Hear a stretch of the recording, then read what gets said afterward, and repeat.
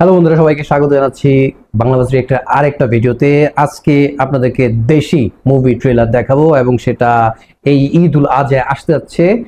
সঞ্জয় সমাদ্দারের ছবি, তার নাম হচ্ছে ইনসাফ। ইনসাফ নিয়ে পোস্টার রিয়েক্ট করেছিলাম, ইনসাফের টিজারটা আমরা আপনাদেরকে দেখিয়েছিলাম। সো আজকে আমি আপনাদেরকে দেখাবো ট্রেলারটা। সো আমরা জানি যে এটা শরীফুল রাজ, তাসনিয়া ফারিন এবং মোশাররফ করিম ভাই আসেন, যিনি ডাক্তারের রোল প্লে করছেন। তাহলে কথা না বাড়িয়ে আগে আমরা ট্রেলারটা দেখে নিই, এরপর আপনাদের সাথে ফিরছি আলাপচারিতায়। তাহলে দেরি না করে দেখুন। আমি এই ভিডিওটা রিয়েক্ট করছি টাইগার মিডিয়ার ইউটিউব চ্যানেল থেকে। সো সাবস্ক্রাইব তো তাদেরটা করবেন, পাশাপাশি আমারটাও করবেন। তাহলে দেরি না করে দেখে নেওয়া যাক। 3, 2, 1, লেটস প্লে। হেডফোন দিয়ে শুনবেন।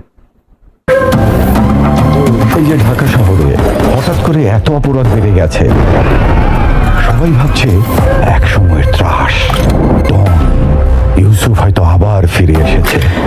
আজব ক্যারেক্টার। খুন করার পরে সে নাকি দুধ দিয়ে গোসল করে। ইউসুফ কিন্তু কোনো সাধারণ মাস্তান না। এটা কি 8 পর্বের ওয়েব সিরিজ? যে build up build up build up, এটা সিনেমা। বাংলাদেশে জন্মগ্রহণ করছে, ভালো কাজ করছে, কিন্তু অসম্মানিত হয় নাই। একটা মানুষ জানেন তো, স্যার, আমি কেসটা রিওপেন করতে চাই। এই দেশে শিল্পী হওয়া কি অপরাধ?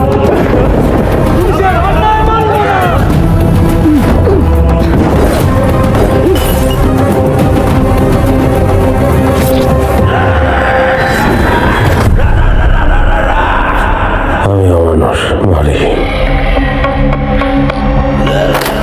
মানুষ মরে না। ওয়ালটন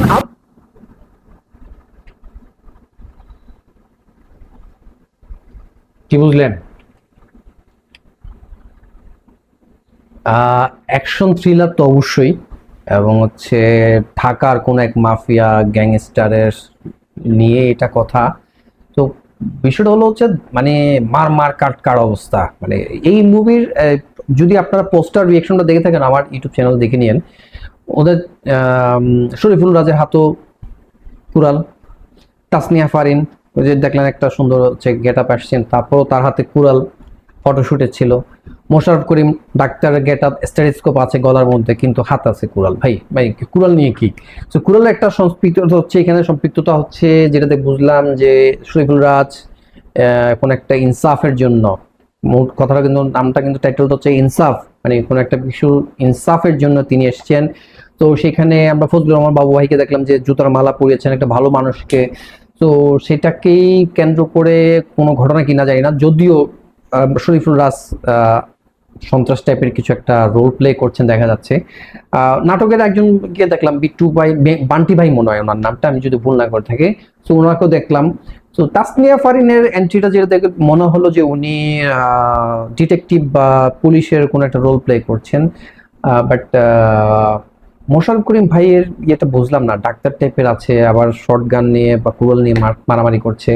তো দেখে অ্যাকশন ধর্মী তো অবশ্যই বোঝাই যাচ্ছে, কোনো কথাবার্তা নাই। গোসল খুন করার পরে উনি দুধ দিয়ে গোসল করে থাকেন নায়ক সাহেব শরীফুল রাজ, সেই জায়গায় তাকে হানি ট্র্যাপে ফেলা হচ্ছে, এরকম একটা সিন ছিল। যদি আপনার একটু খেয়াল করে দেখবেন, বেডরুমে একটা সিন ছিল। সো এটাকে নিয়েই ঘটনা চলছে, যদিও পুরো ঘটনাটা তেমন একটা বোঝা যাচ্ছে না, যেটা দেখলাম বুঝলাম।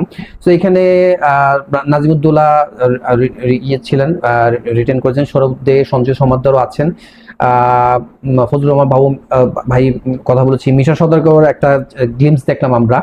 তো সেই জায়গায় ডিওপিতে আছেন প্রসেনজিৎ চৌধুরী। এই তো এই ঈদে 8 থেকে 10টার মতো মুভির কথা বলা হচ্ছে, রিলিজ দেওয়া হবে।